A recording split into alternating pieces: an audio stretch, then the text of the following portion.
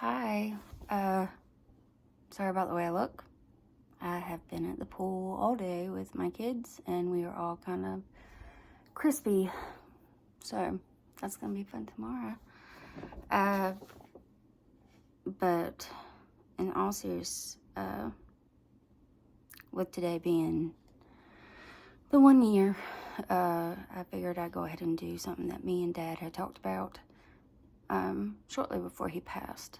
So this is one of his old sermons that always stuck with me. And in later years, I wanted to rewrite it because he didn't have the original sermon anymore.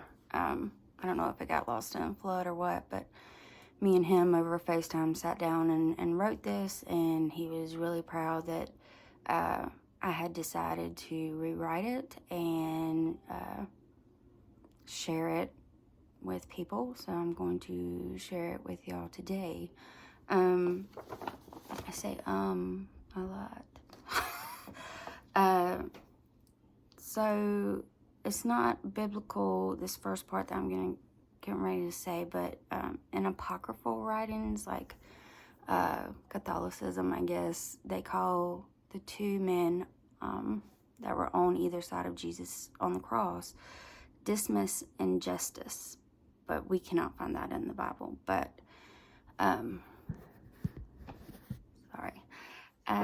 but this sermon is called Decision Time, and I hope you like it. I hope he's proud that I'm finally sharing it a year later.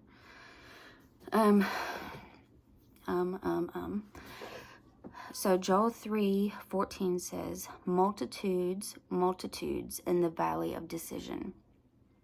For the day of the Lord is near in the valley of decision. It won't be long now. My life is almost over. Tomorrow I die because of what I've done. I just want someone to know my story. I grew up as a rebellious child.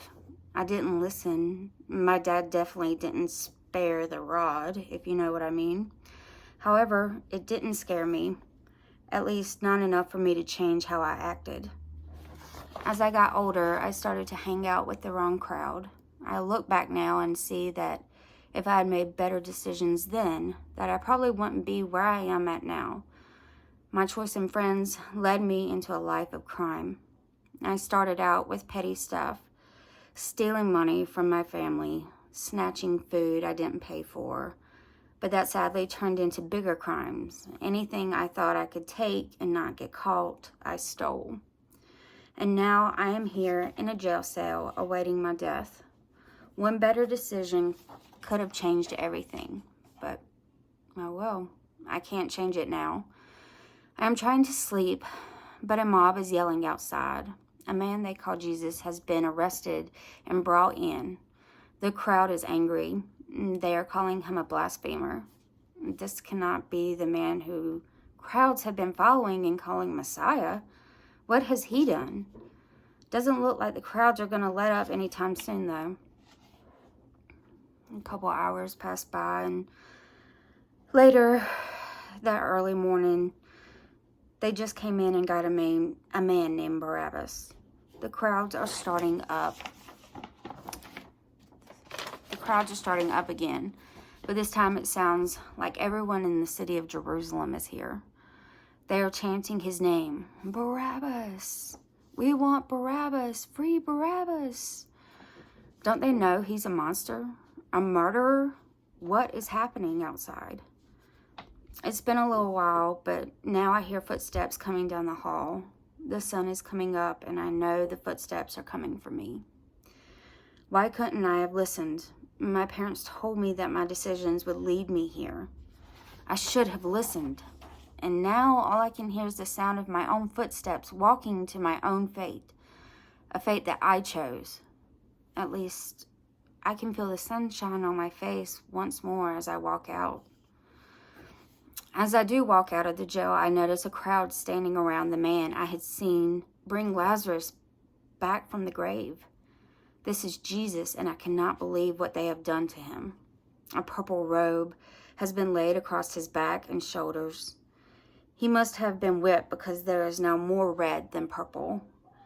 Blood is also pouring down his face from where they pushed a crown of thorns deep into his skull. What did he do to deserve this? I want to ask the guard leading me, but I am too afraid to say anything. I walk up a hill I have dreaded for a long time now. This is what they call Golgotha.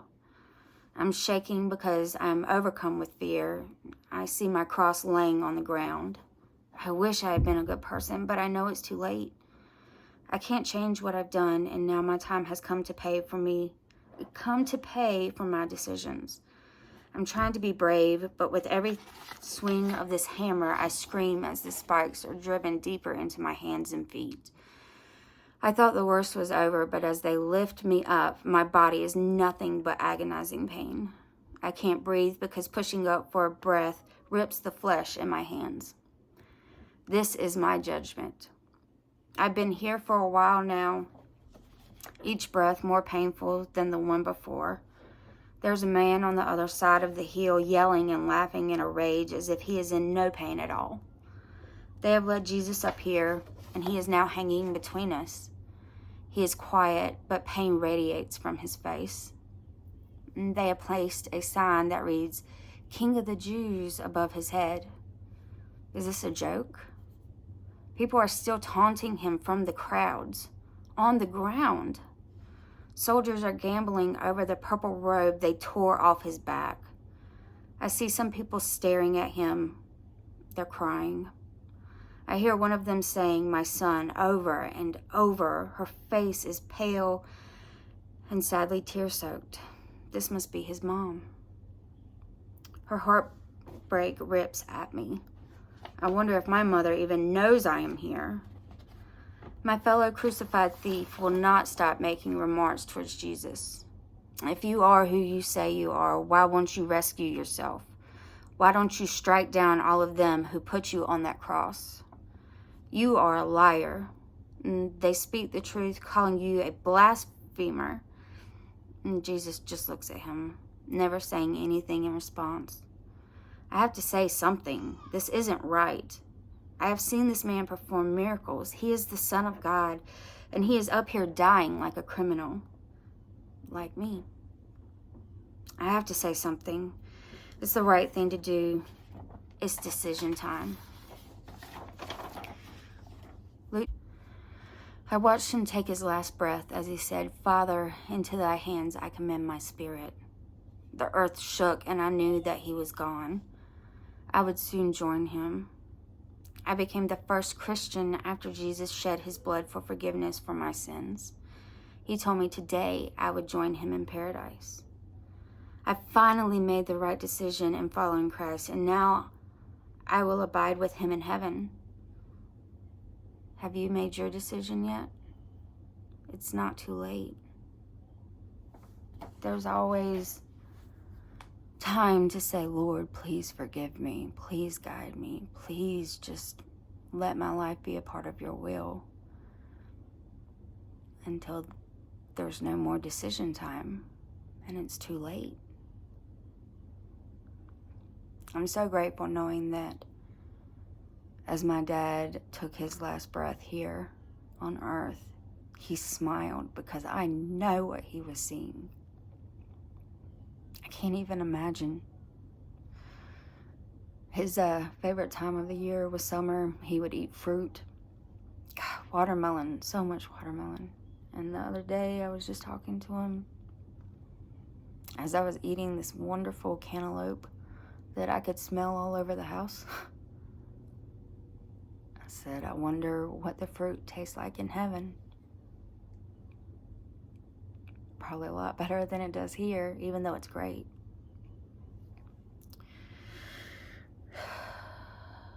You do not want to be stuck here on earth wondering if you're going to see your family again.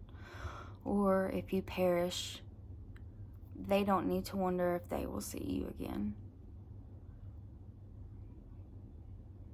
It's so easy just to let go and let God. Our human puny minds makes it so much harder than it is. And walking his path is not easy, but you're not alone. It's decision time. What's it going to be?